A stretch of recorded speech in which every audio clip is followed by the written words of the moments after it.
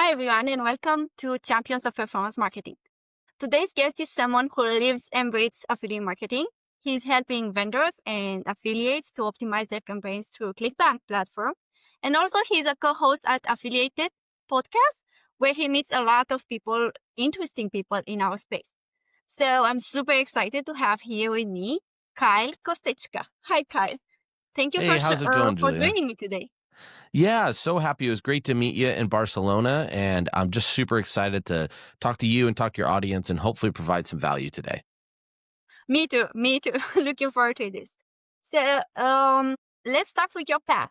So, into affiliate marketing, your journey. How did you get into affiliate marketing, and what drew you to ClickBank? Yeah. So my path isn't typical by any means. I didn't think I'd ever end up in marketing or want to originally. So I came from an accounting and finance background and used to work with treasury departments with Fortune 500 companies. But ultimately, the job I was working at really paid. They gave us a lot of cool work, but they did not pay very well. So that was the trade off. And I just had my fourth kid, and I was like, I need more money. It just came down to I need a job, better money. I started working at ClickBank because I had a friend that worked there, and I didn't even know what they did. I had no idea. And then the first week, I thought I'd made the worst decision ever because I was like, oh, as an accountant, I was like, I now work for a marketing company. Like, what is this horrid space that I'm in? And then I read Russell Brunson's .com Secrets, and it clicked for me because affiliate marketing and direct response marketing, more specifically, than paired with affiliates, was just a supercharged engine for so many people. I always felt like was behavioral economics paired with the accounting and numbers of performance marketing. It really felt like, as I describe it, coming home once it made sense, once I actually knew what it was.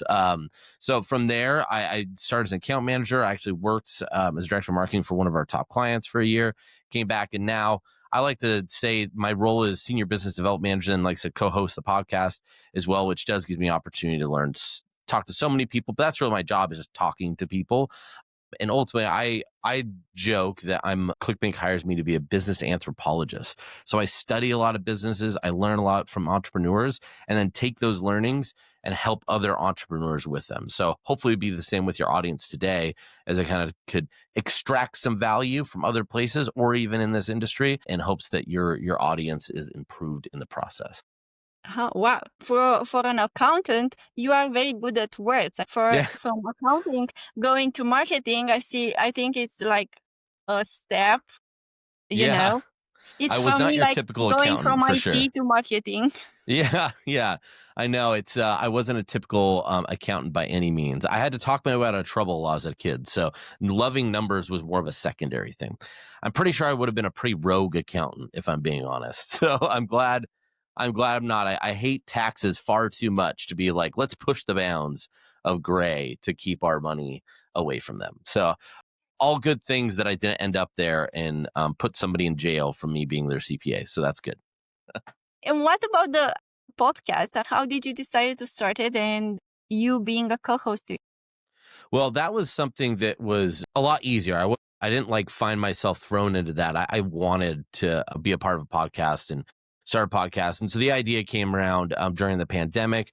We really had changed and hired a much more like an actual content and marketing team, and really felt like, hey, there's a great opportunity for us to produce. And originally it was just interviewing our clients, but quickly Thomas and I realized we could also talk about stuff. And for me, I've always dreamed of doing podcasts. I always wanted to. I study them. I actually love interviewing as a whole. So the art of extracting information out of people is something that I just really love. So that was just super exciting. I remember Robbie Blanchard was our very first interview.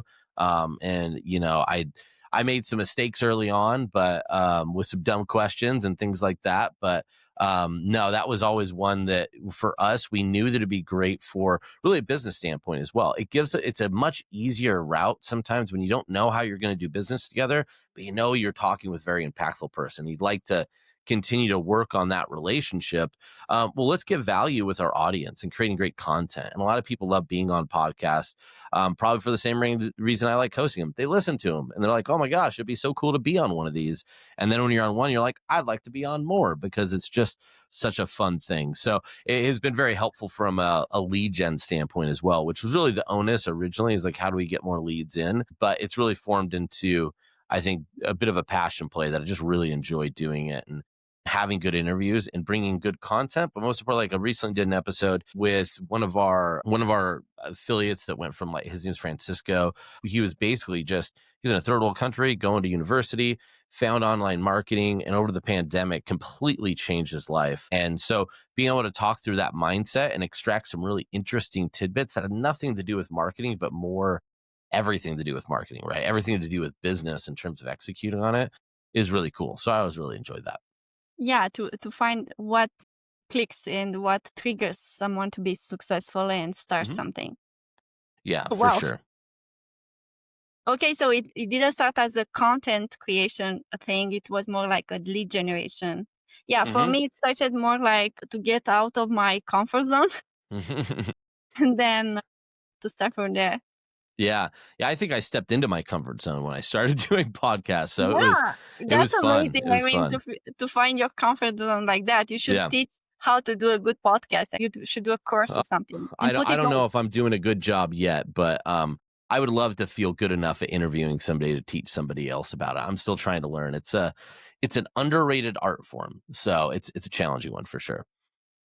Yeah, but to know how to put all those questions in a podcast, it's an art, I think. It is for sure. It is for very much so an art. The Hot Ones guy has the best questions. Holy cow. Why can't I think of his name? But they always do such a good job with questions. Exactly. Um, And I still think Howard Stern's one of the best interviewers ever because you could just watch the way he interacts with people and it would interview them. They'd forget they're being interviewed, which when you're a protected celebrity, you're not supposed to do that. And so you get these people to do and say things you would never otherwise hear. So, yeah, always studying those and other folks. Dan Mastery. Le Batard's a really good one. There's another guy, obviously Larry King in his prime was fantastic. So I love studying a good interviewer. They're always compelling to me. Yeah, it's always good to learn from others. Yes, for Okay, let's sure. go back to ClickBank. What Of course. verticals or types of offers are currently performing best on ClickBank? I mean, if you Yeah. can tell our audience about them. Yeah. Well, I'd say, this is always a tough time of year for health in particular. It's about to change because going into August, September, you're going to see the health kind of crowd spike up again. I just think intent to buy is low in the summer. We have exciting things to do. The weather's warm. It feels really nice Yeah, outside. Why do I want to buy stuff? And where you have that bump in like weight loss, and I think most Nutra right before the holidays and kind of or right before the exactly. summer, Everybody that's wants kind to of prepare for summer vacation. yeah, yeah, we're trying to crash before we're like, "Oh, crap, it's come really fast, so I better try and lose 10 pounds in 2 days," something to that effect. Like, it gets that desperation, which is great from a convergence standpoint. The other thing you're seeing over the summer, the CPMs are getting more expensive because big brands are starting to dial up for shopping season. Going into Q2, Q3, and Q4, you have back to school that's gonna start hitting up, and a lot of Exactly. e-com brands really increase their spend, which from a health perspective could cause issues. But one of the things we're seeing that really works is a nice pivot away from that is to go lower ticket and do digital health or just digital offers, as well as we've had e-com products I call performance e-com do very, very well with some security cameras. But then I think there's really opportunities for all sorts of kind of performance e-com. I think it's a really good category right now. And the what I kind of mean by that is these were I think previously would have filled like as seen on TVs type products. But a lot of e-com and Mhm. performance e-com, what they're really trying to get into is mid value, right? So you don't want to be the cheapest product because that's not really an audience you want to go after. They're not going to have a lot of money. It's not going to fund your spend very well on Yeah, Meta or any of the tier one social networks, but you're probably not going to get access to the highest tier products. That's reserved for Apple and all the major electronics or really major producers for these types of products. So where can I find value in between? So most likely high margin because the quality between the cheap stuff and that is probably not that different, but your marketing and ability to get people to buy more of it because they're getting such a good deal, they're getting value in an economy that's very value oriented is one that you really want to focus on. So that's one we've been seeing work well lately. Then memory and manifestation always do really well. We've seen a lot with memory, particularly if you want digital health. Memory Wave is a great one to go out and promote. And then the other thing that I would say too is manifestation. That always does well. Spirituality continues to do very, very well when you could do it. And I think there's a lot of different categories, whether you're going off abundance, whether you're going after relationships, whether you're going just horoscopes and readings, they're all very, very valuable. Sometimes hard to write, but with AI, you could create a lot more. And you're seeing a lot of these offers be able to really, really scale because they could create a very simulated reading experience, which the hierarchy of manifestation or spirituality kind of realms, the horoscope realm, the number one best converter is always when you get pure readings. So being that those are continuing to increase and I think just have more abilities to create that experience, it's almost like having Chloe in your kitchen on the phone again, like those old ads from back in the day. Or Cleo, that's what it is. Cleo. That's yeah, Yeah. Cleo. Yes, good old Cleo. But those work well. So those are some that I'd really look into. But because the price points are lower than when you get in the Nutra space, I actually see those converting a lot better right now as we see people are attentive to put money out there. And where I know there are some positive signs from POTUS talking about the economy, if you look at a lot of underlying metrics, they're not good. Consumer spending is continuing to decrease, meaning that people, for the majority, are very nervous about where their dollars are going and when new dollars are going to come in. So I've been saying that pound the table for a while, but continue to invest in the products and promote those products that I think lean more into that value oriented buyer. And you'll find, I think things will be really, really nice for you into Q3 and even Q4, where we previously say Nutra doesn't work, but guess what? Health still does. And it's a great time to go Q4. and lean into digital health in Q4. Maybe not weight loss because I think we're all accepting that we're just going to be fat for this quarter or help me out for the winter. But I do think some of the other stuff could be big because it's hard to be fat when you have diabetes. So maybe do a diabetes and look for a diabetes digital product to promote in Q4, when you could come in and health spending and health like traffic is probably going to be lower. So you could get cheaper CPMs, but I think the intent would still be high, especially with a lower ticket item. I don't necessarily want something delivered to my home when I during the Q4 months. But I probably still want something and I could have it more covertly, accessible. So that would be some trends that I would recommend. Thank you. Good to know for next quarters as well. I know that Yeah. the entire, like all the businesses in summer, they are like slower usually. hmm About spirituality, this is like a trend going all the year, like any quarter, any season, or is like now a trend? I actually manifestation and spirituality is a great trend anytime. But one of the things that Anytime. I would look for and why I think it would continue to grow, we've seen spirituality be tied a lot to relationships. Oftentimes, either a lack of relationships or a falling apart of relationships, because it's just a changing season. And so I've said this on some of our episodes before, but I did a Google search trends on divorce lawyers. It's spiking more than it has since like 2009. So there's definitely a real spike going on. And I only say that from a manifestation spirituality standpoint. I think you'll actually see an increase of that going into Q3 and Q4 because of what people are experiencing in their relationships. So I'd really looked into a lot of those things that spirituality offers, like Soulmate Sketch, for example. It's a perfect time for an offer like that. So I would say the Yeah. seasonality wise, they're pretty consistent. You don't necessarily see drop offs, so you're going to follow more of the seasonality trends around traffic and traffic prices. So does spirituality do well in Q1? Yes, but that's because CPMs are a lot better. So you could drive more traffic on a lower ticket thing. Yeah. CPMs get more expensive in Q3 and Q4. So sometimes it's a little more challenging, but they convert so well, they could be pretty consistent. You just might not have the same cap in terms of the high end and top end that you have with Nutra, but you have much higher stability. So that's why I think that vertical is really good. Yeah. So basically, any time of the year, these things work because they are like related with relationships, and that's like a need people have all year long. Yeah, You they can do. go There's to always that need. yeah, the loneliness is not seasonal, but does sometimes get worse during Q4 and Q1.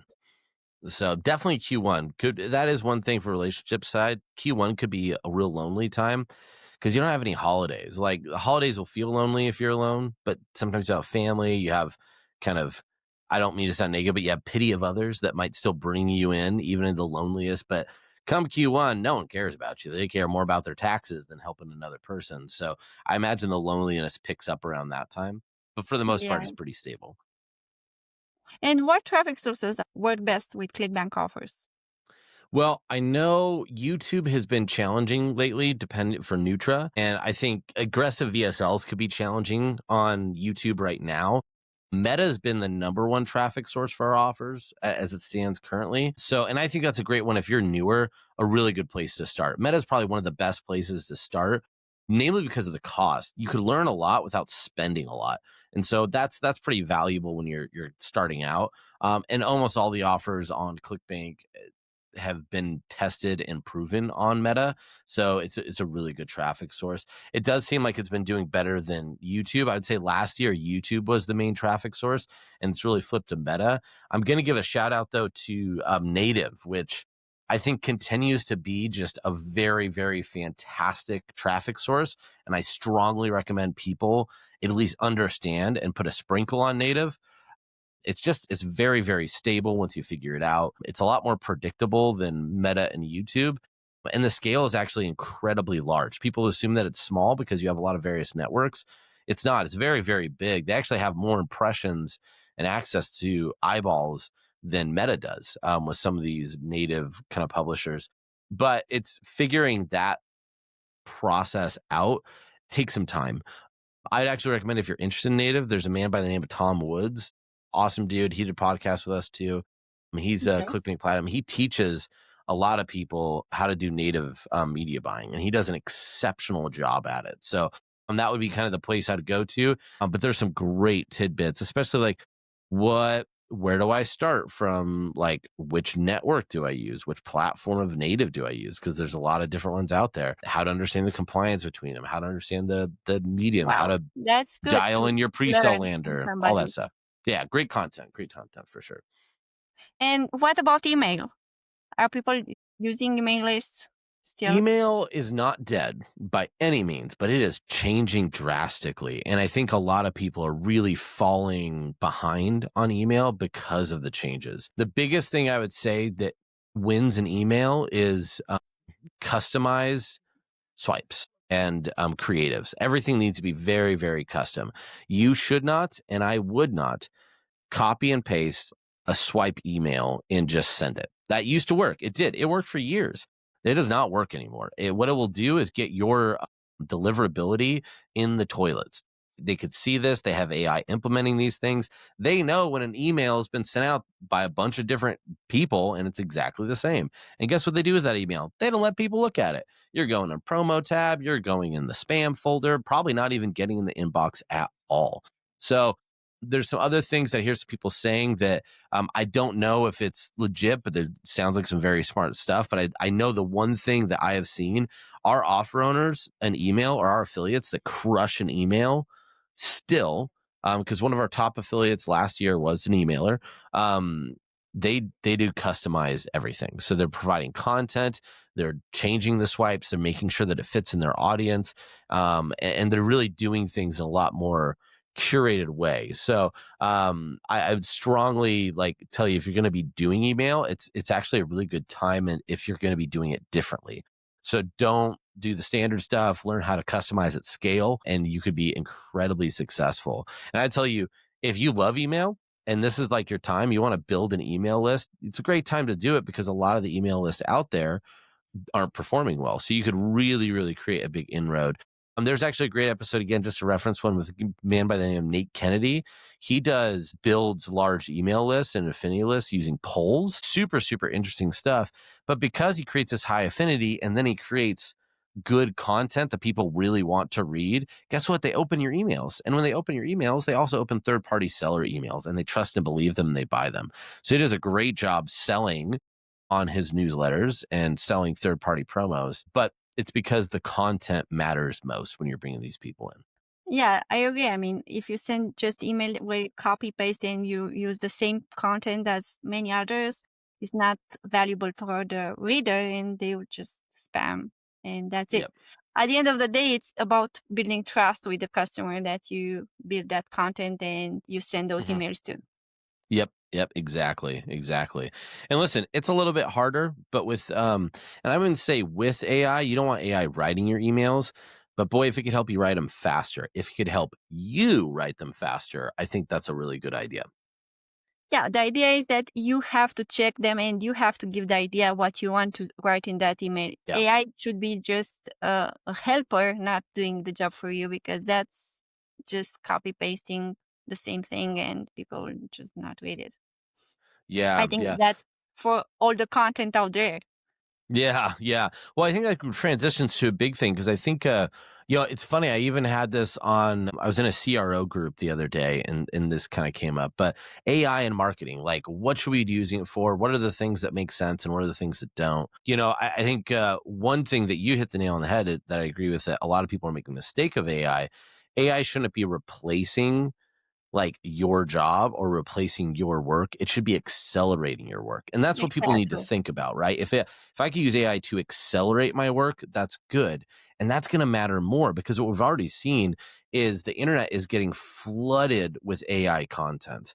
And AI content, by the nature of what AI does, which is it aggregates the internet and it predicts what it thinks that we want. That's an important distinction. Like, I don't know if a lot of people realize that ChatGPT and the AI that we are using, the algorithm actually is the same algorithm that started with predictive text. Like, how can it guess what you're about to say before you say it? Or like Google search terms. So that was the algorithm that is now AI today. And when you think about that, its main objective is to predict what you want. So it uses a lot of aggregated average data. Now I can refine it to make it seem a little bit more precise, but without that human touch, without that 10% of humanity, it ends up just kind of dragging everything down lower. You're regressing to the mean. But what I've seen people that really excel with it, they use it to accelerate their processes. And then that way they're living in that 10%, which they uniquely do Exactly. better. I've had many debates with my son about this, but AI presents an opportunity for people to expand their innovation. And I think we'll actually see individuals that could create stuff that we'd never seen before because they're able to facilitate creativity, not replace creativity. And so that's one of the things that I always encourage. The other thing where it accelerates really well, it also innovates really well. And I'll circle this back to the CRO conversation here in a second, but or not innovates, engages very well. So I just mentioned it's trying to predict what people want. What if you were able to do that and tell it, I want you to get people to want this one thing. So I Mhm. think when people look at AI, don't think of AI as customer support, but AI sales reps, how to get AI into people's pockets and having them use it and then controlling that conversation. It's masterful at manipulation. It is masterful at engaging individuals. One thing I would tell though, this is my tidbit that I think Peter Kell had me start doing this with AI. He has Genius AI, really smart guy, but you actually talk into it and it changed AI for me. I was like, holy crap, I use this obnoxiously now all the time. And it got way better. My responses got better. Everything got better. But what really unlocked for me, that's the mistake people are making with AI right now when they unleash it on their customers. Customers are typing into it. Don't make them do that. In fact, most people don't really want to type. They would prefer to talk. What is more popular than texting now? FaceTiming people, right? We don't want to get on the phone, but we want to stare at someone's face because it's just easier. And then when people talk into their text all the time, I do it constantly. People just sending audio notes. So what I would do if you're developing tools and you want to create like an AI bot or an AI agent, don't have people type into it. Tell them to talk, engage and get them doing this. Blurt out whatever you want. AI is fantastic at taking stream of consciousness and knowing what to do with it. But when you have people thinking, I need to type the right answer, people get really dumb. If you want to watch the dumbest IQ of someone, just lower immediately. Tell them to type their thoughts out. Like immediately, they just start, oh, you have to type to another person. We quantify so much stuff unless you have that huge skill set. So you're stripping the average person's intelligence away and ability to engage it. And guess what? They don't like AI. And so this goes back to the CRO conversation where there was somebody who's putting like AI agent really, really above them, blasting on this lead gen. It wasn't performing. And they were targeting people that were not online marketers. They're not people that are chronically online. We all love all the AI tools that are out there everywhere. And entrepreneurs on the fringe think it's the greatest thing, which could make you think that everyone thinks the exact same thing. But go talk to some common people. Go talk to people over 50 years old and ask them how they think about AI. They think it makes no damn sense. And they're like, I hate all this crap, right? So you blast AI on it and they're like, get out of here. What's But that? if I you, don't need it. yeah, exactly. It's just another AI. This is just a buzzword, scam, whatever. It's something that people are going to reject, and they're rejecting right now. I would say AI sound more like NFTs to people than the actual utility of AI. So to combat that, The way to do it is one, don't say it's AI. Say it's something in your pocket. It's access to information, it's access to expertise. And you'll have to obviously describe it as an AI, but don't lead with that, right? It should be wisdom in your pocket. If you're making a product, let's say, if you remove let's remove marketing from it. I think the way to think about AI, I think this would be a really fun product. What if you had an AI product? It was an agent that sat in your pocket, and anytime you had an argument or you had to figure out where to go to dinner with you and your partner, that is a horrible conversation. I can't decide. And everyone's just waiting for someone to I want decide. that. Well, You want yeah, that. yeah, exactly. And you just had an app and it just has a button. All you do is you hit it and it starts recording and you're just talking to it. You say, we're thinking about this and my wife wants this and blah, blah, blah, blah. And you're just regurgitating crap. It comes out and it gives you just a concise, here's where you guys need to go tonight based on everything you said, blah, blah, blah. It gives you a little snippet to show that it listened to you, which makes you feel validated right off the bat. Holy crap, it actually listened to me and it gave me what I needed. But like that would be a brilliant product. Here's the other thing about it. Then what you do is you use affiliate marketing because you're going to get a ton of data. You're going to extract people's interest. You either say, hey, we could funnel people over to your restaurant. If you give us certain data, it'll get preferred in our algorithm. And so now you get a referral fee for that, or they pay on a monthly basis. Or you take the data and you target it in different ways. Hey, you enjoyed this restaurant. Here's some food items that you could purchase, and you get an affiliate link for that to experience that same journey that you had there now in your own home. And so those are things that you could do. There's lots of different opportunities for that. But I think if you switched it to making people push and record, you will see a complete transformation in how users engage with AI. Wow, that's an interesting idea for doing an app and an idea, a perspective of using AI. Yeah, AI, I think, as we said, it's a great helper. It should remain a helper. And I think people should not rely fully on what AI says. They should still think for themselves at the end of the day. I mean, the final decision should be human made. That's my opinion, at least. Unless it's where to eat. AI could tell me where to eat at all times. That is Oh, okay. yeah. If it's small things, but not major things, I mean, don't let it do the major things for you. Of course. Um, what about the model used at ClickBank? I mean, CPA, CPL, what's the model mostly? Yeah. So ClickBank historically has been rev share for a long Rev share. time. But we are also digital, so that really worked in that world. But CPA is massive. I would argue it's a bigger form of traffic than rev share is. So gosh, now I think it's probably 5 years ago, maybe more, maybe less. I can't even remember now. But we then implemented CPA. So CPAs are our largest. I'd say most of our traffic runs through, actually, most of our traffic runs through RevShare. We have a substantial portion on CPA. For those who don't know CPA, that's cost per action, really cost per acquisition. So when you get a sale, it's a flat amount. And then you don't have to worry about refunds or chargebacks, which in RevShare you do. So those are two models that we provide. We don't do any CPL, or I'd say we have to be involved with the sale because ClickBank actually processes that. So that's where we kind of drop off in CPL. But for those that aren't familiar with ClickBank, and one of the reasons why I'm going to take a moment to say our CPA network, and I'll circle back to RevShare too, is really powerful, is it's not a CPA network where you're operating off. Sometimes CPA networks don't process the transactions. So you have a real black box of reporting. And that's scary if you're driving a lot of traffic. How do I know that I'm not getting skimmed? How do I know that people are really paying me what I'm actually earning? How do I know what my actual CPA is? Because realistically, they probably negotiated a different amount. And I don't know. I don't know if my data is good. And you might be on net 30 terms. So you have to wait every month just to get paid out on your CPA, which could really slow things up and be a real challenge, especially when you're new and starting out. For us on our CPA, it is completely transparent. We don't do escrow for our affiliates or for our offer owners. They're not having to float anything. The reporting is instantaneous. As soon as you get a sale, you know what the sale is and you know how much you made off of it. We pay out for our top affiliates as fast as 3 times a week. And for most everybody, you could get at least twice weekly if you have a contact, you can reach out for those things. But even net 7 for just the average person. So a lot faster when you're getting from many CPA networks. And you don't have to be the top seller to negotiate better terms. You could actually still be an average seller and get net 7. That's already 4 times better than net 30. So there's really some great options with our CPA, and there's no skimming. It's fully transparent. You see everything. You get the sale as soon as you earn it, and then it's just as soon as we pay you out is essentially what comes next. But yeah, CPA on our platform has been very big, and I'd say for anyone wanting to try CPA, or if you've done it, you're kind of sick of the networks, ClickBank would be an amazing place to try. And how easy is to try ClickBank for a new affiliate?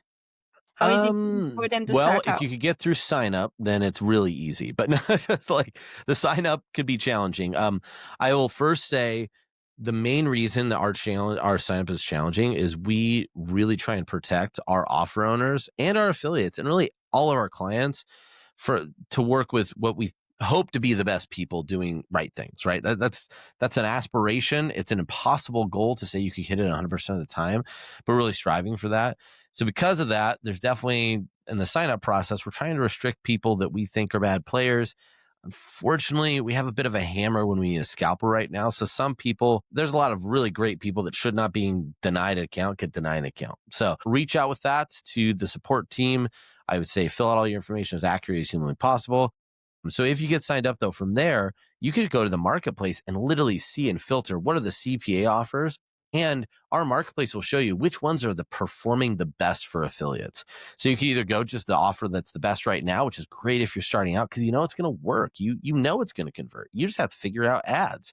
And so that's really, really helpful. Sometimes you don't know if an offer is even going to convert and you're just guessing. Our marketplace makes it so that's never something you have to guess for.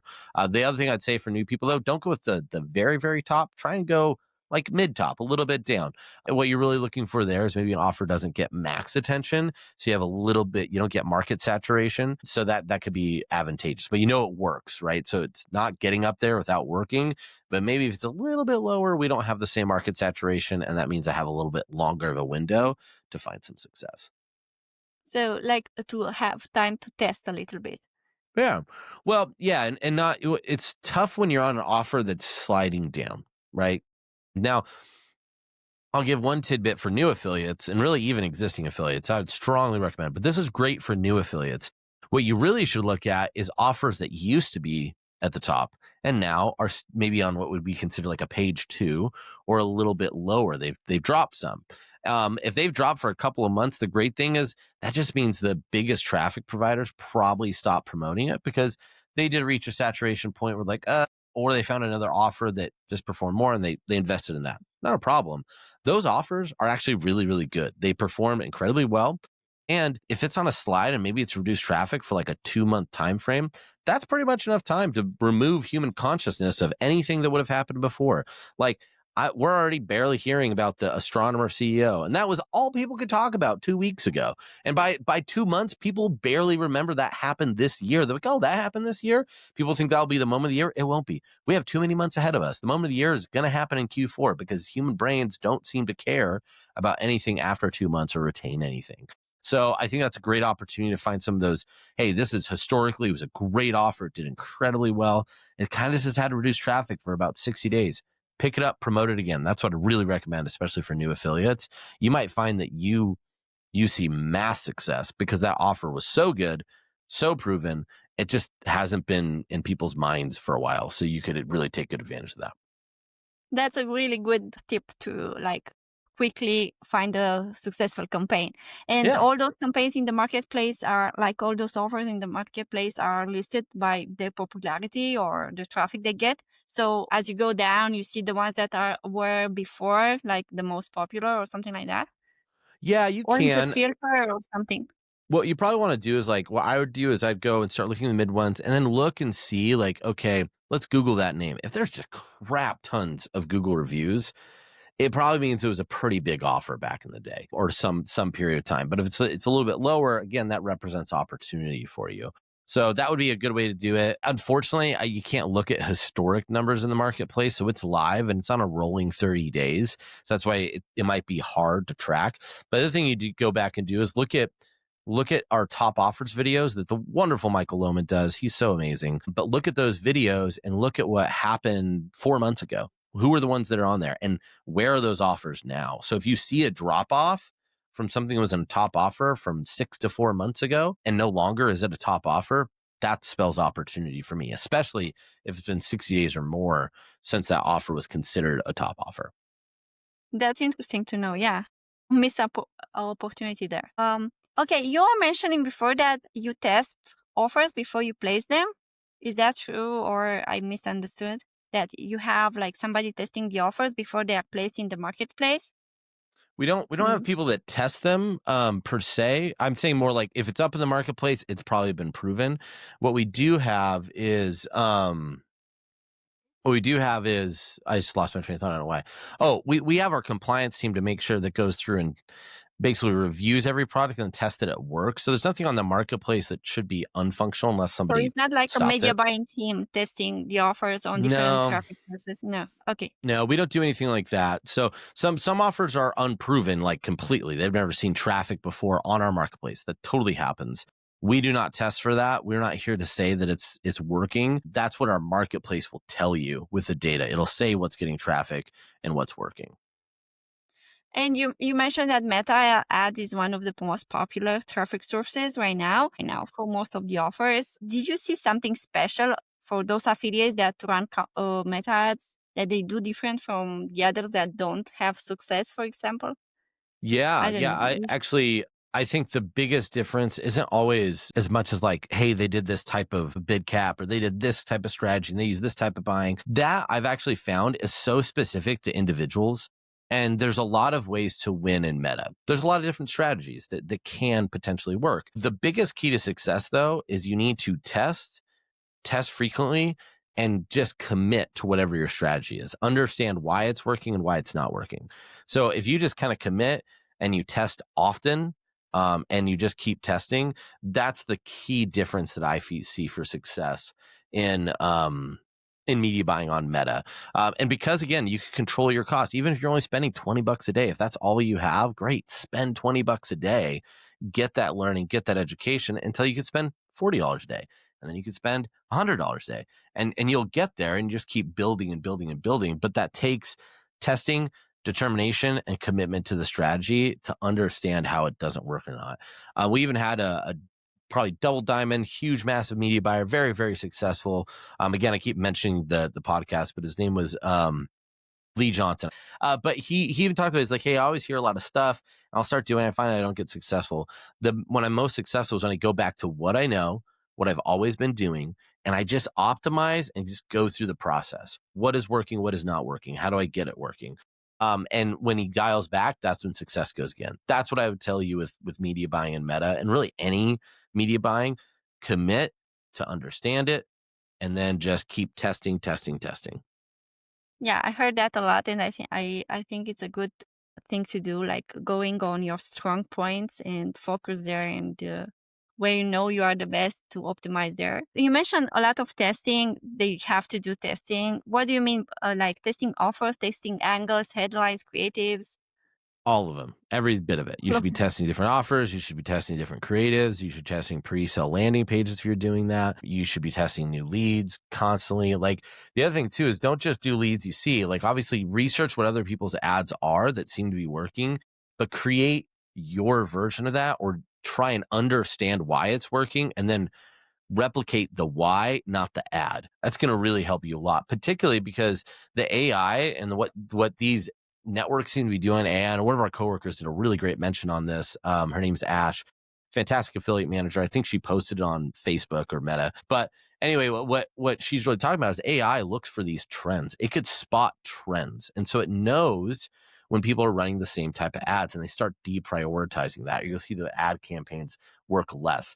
So that just tells me the need to test more creatives and be different. Like, hey, I'm just going to take this Different one lead angles. and I'm going to mix up the way that it's the entire ad with different blocks and flow and all this stuff.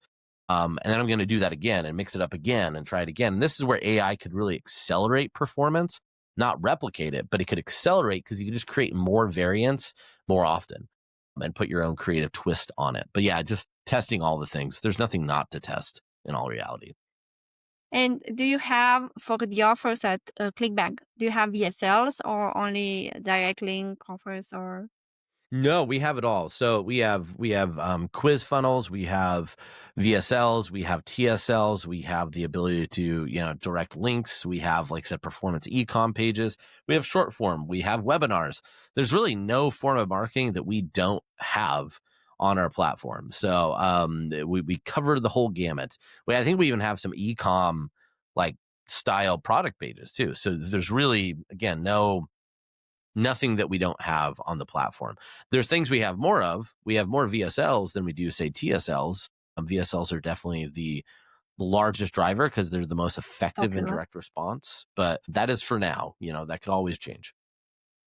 And did you see that it's better to have like a direct link to the offer or to have a pre-lender?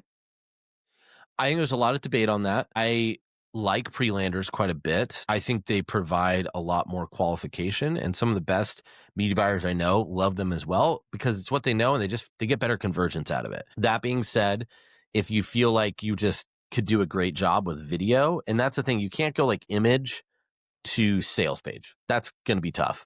But you could do video because it just engages a lot more. So if you do video to VSL on your ads and just go straight to it, totally could work. If that's your game and you know how to do it, don't touch a pre-sale lander.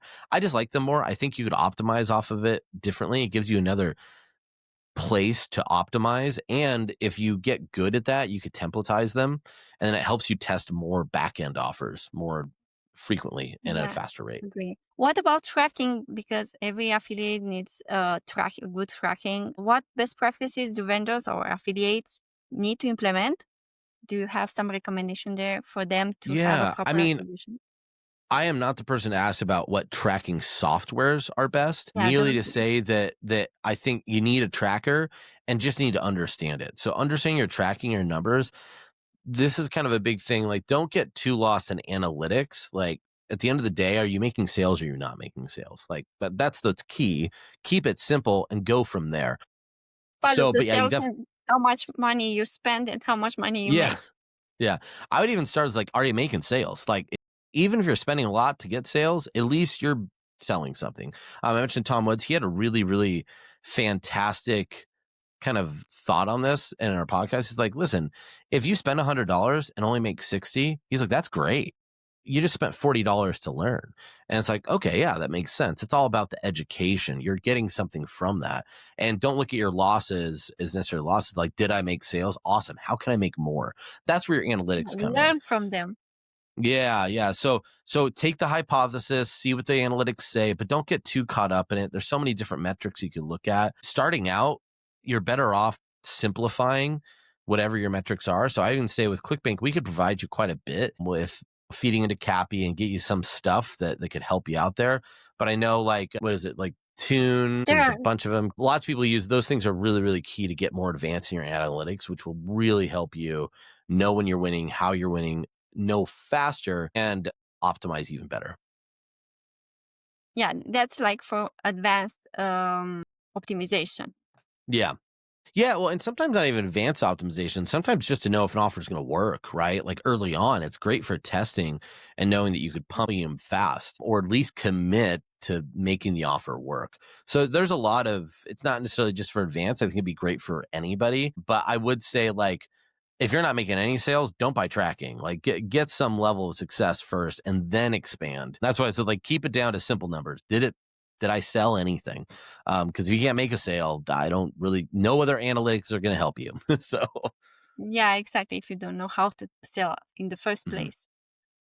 And what about the vendors? Because so we have ClickBank, as in any affiliate network, has two parts like vendors and Yeah. affiliates. How can vendors attract high quality affiliates to launch Yeah, their that's product? a great question. How to get the best affiliates out there. The number one thing, test your offer and make sure that it's good. Like, treat it like you're the affiliate when you're testing it. I can't tell you how many times people do not do this. They don't think they have to. You should. I wouldn't say, if you have strong established relationships with affiliates, you don't need to, but you still should, because that will erode over time. And if you don't, you absolutely have to make sure that your offer is proven on your own traffic with your own spend. Even if you're not the media buyer, go hire an agency, right? But you need to have it proven to at least 100 sales and show that you've done that and that you could say, yes, this has some level of success. That's how you really start attracting top affiliates. Show that you're a serious person and you could do serious things like testing and optimizing your offer. And I don't mean to sound curt as I say that, but I think you just have to. Like, it's, if you're not doing that, you're not getting great relationships with the best affiliates. So from there, if you have an offer that works, I think the next thing to do is it's about collaborating. You also don't need just the top affiliate into every single program. Sometimes you could get just as much and have a closer relationship with somebody that might be top-ish, but they're not the top of the top, and it could still drive a lot of revenue. But from there, it's finding somebody, building a relationship, find out what they need, give them things like exclusivity over optimizations that you guys can make together. Sometimes there's full exclusivity. And we did a whole episode on like talking specifically about that, so I won't go too in depth on the different Okay. tactics you could do there. Merely say test your offers, prove that they work, and then from there, like collaborate with them. Find out what they need to win and see how that fits into what you need to win. And that way you could structure a deal and a setup where both of you guys win once you've identified a really good affiliate.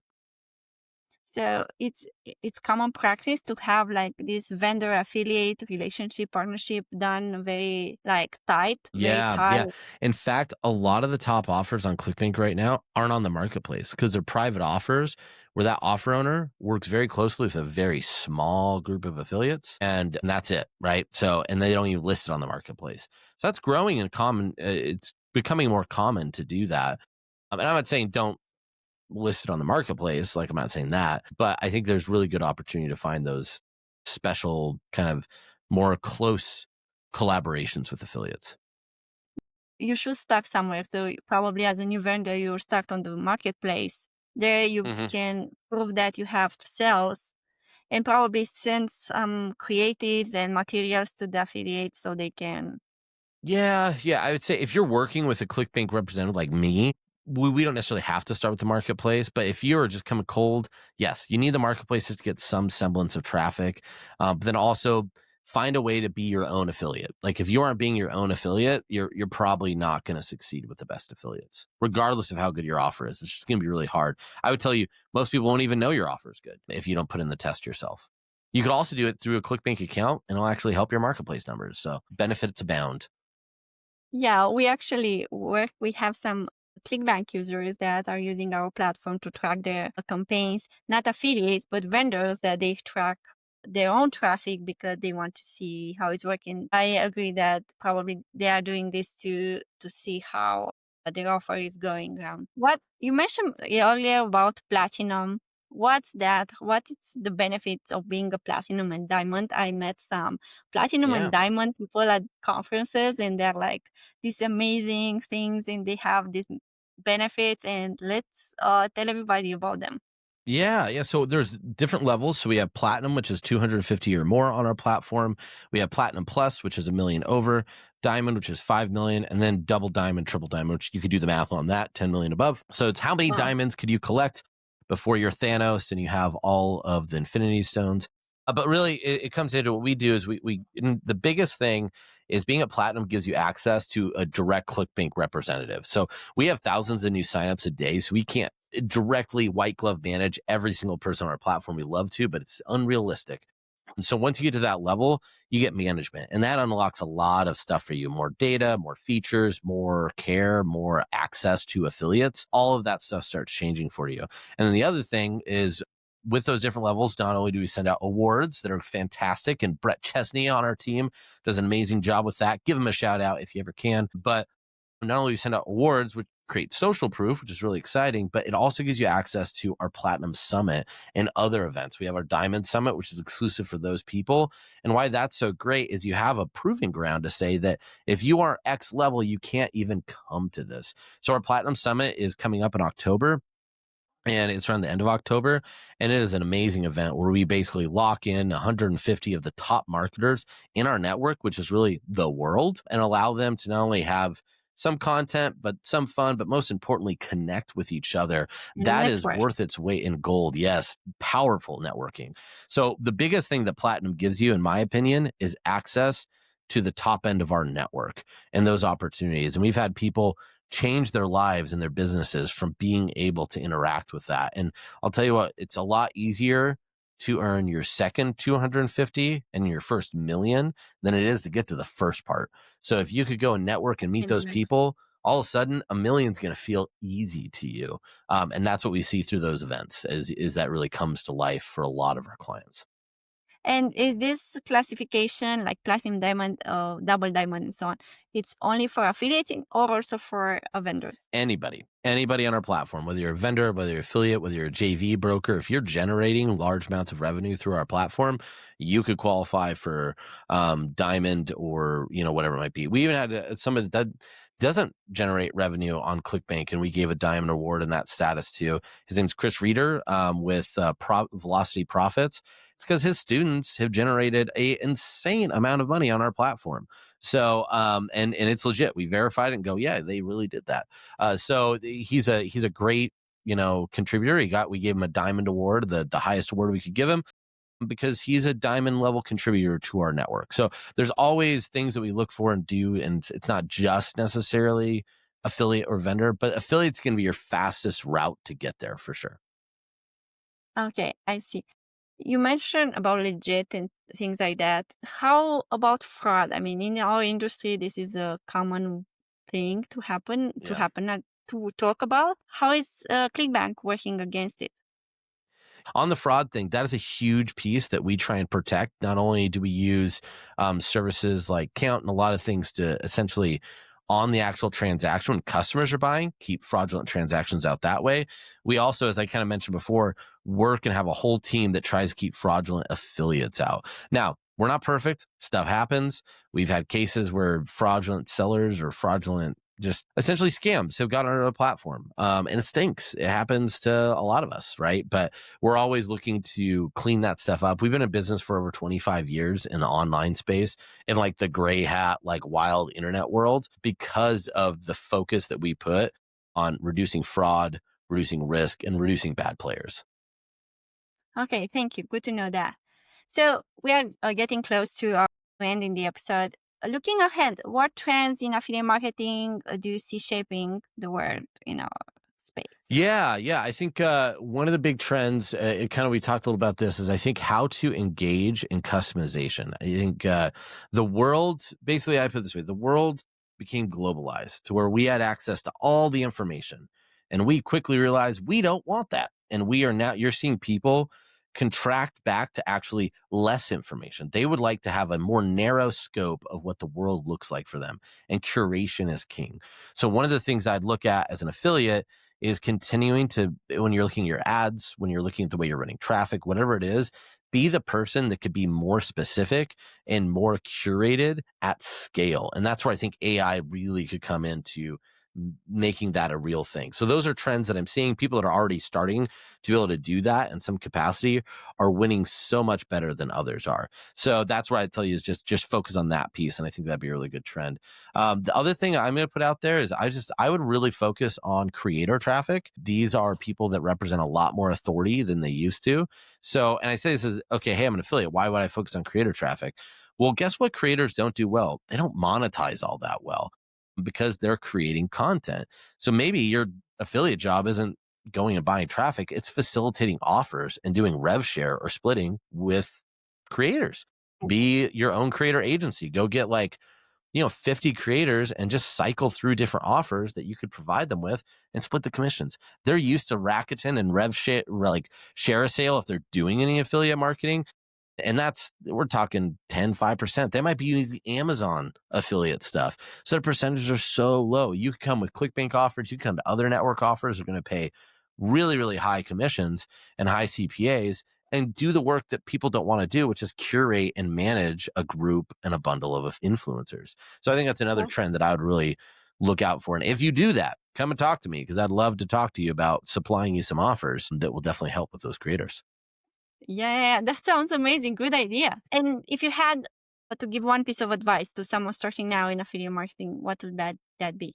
Like for I'm going to somebody starting now. steal what Francisco had told me that he did, which is give yourself time to fail and learn. Like, the biggest mistake I see people make is they give up too fast and they fail and they're like, this is just another scam. It's not, but you're going to fail. Good, right? Failure is good. You should be excited at your failures as long as you learn from each one. And if the failure changes, that's awesome. It means you're progressing, but give yourself time. It takes time. I know a lot of ads and courses want to say it's quick and easy money. Sometimes it is, Not most of the time, because you have to know what you're doing. You have to understand the skills, to learn the language, learn all the mechanics, but give yourself time to learn. Let yourself fail. I would say you should give yourself at least at a minimum, just commit very, very hard for a year. Give yourself 1 year where you're just going to really throw yourself into affiliate marketing. And at the end of that year, if you're like, this sucks, I hate it, I don't know why I ever did this, great.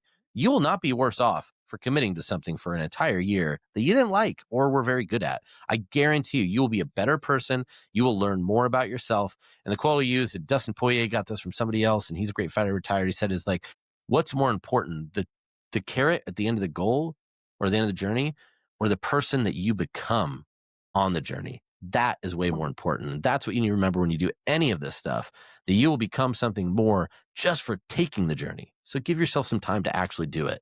And remember, that's more important than the end goal of whatever that might be at the end of that year. Wow, so well said. And yeah, learning from failure, it's one of my favorite things to say to my kids and to everybody working with Yeah, me. I mean, it's not a failure, it's just something that we learn and we can improve and make better next time. exactly. And Exactly. and now to my last question. I always like to ask my guests, if you could eliminate one problem in affiliate marketing overnight, what would that be? Like, if you see one problem in our space that you would like to solve. I think the one problem I would love to solve, just to go away, is I think the whole idea of stealing people's creatives. If we could just like wipe that away, just not exist, right? And I'm not saying being inspired. There's inspired and then there's theft, right? They're two Yeah. very different things. Inspiration from other people's marketing, fantastic. Continue to do that. Stealing people's marketing, copy and pasting it, please just stop doing that. Even trying to just don't rip people. Understand, be inspired, but just don't steal. Yeah, I hate I agree. Wow, good one. it. Okay, where can people get in touch with you, Kyle? One of the big things, I'm not really great on social, so please don't reach out to me on Facebook. I know I'm on there because I have to be. But the best places to get in contact with me, actually, I would say there's the affiliated at clickbank.com email distro. I really recommend going there. And then if you have questions, and that gives you not only access to me, but Thomas as well. So that's probably the best distribution to kind of reach out. And I will tell you, Thomas does read those emails and forwards on the ones that address me, because I don't even know where that inbox is, which says a lot about my communication. Also, you can always find me on Telegram too. There's a good place to reach out at Kyle K. Kostechka, Kostechka. So you could go there. Those are probably the best places to reach me. Again, don't send me message on Facebook Messenger. People that talk to me on there probably could agree with that. I will mildly respond if ever. So don't do that. And they can watch you at Affiliated Podcast. Yes, of course, the Together affiliate with Thomas. podcast. Yeah, so the affiliate podcast, which you get wherever your podcast, and then also on YouTube. I'm always still helping out with ClickBank stuff. I do Instagram lives like once a month for the social channels too. So that's the only way you could get access to me on Instagram. I guess I do have an Instagram account, but I don't log into it. So I don't think I post anything. So I guess follow me there if you want. It's riveting. Yeah, you are like my partner. He has accounts because he needs to test things like integration and stuff, but he never used them. Yeah. Yeah. I think I have Okay. 5 posts total that are all many years old. Wow. Okay, Kyle, thank you. It was great having you here. Thank you for your time and all the interesting stuff you said. Say hi to Thomas. Will Was do. great Will do. meeting you in Barcelona. I hope we'll meet again soon. Yes, for sure. Same here, Julia. It was really fantastic. Hope the audience likes the content, and it was really great talking to you. Until next time, it'll be great to see you again.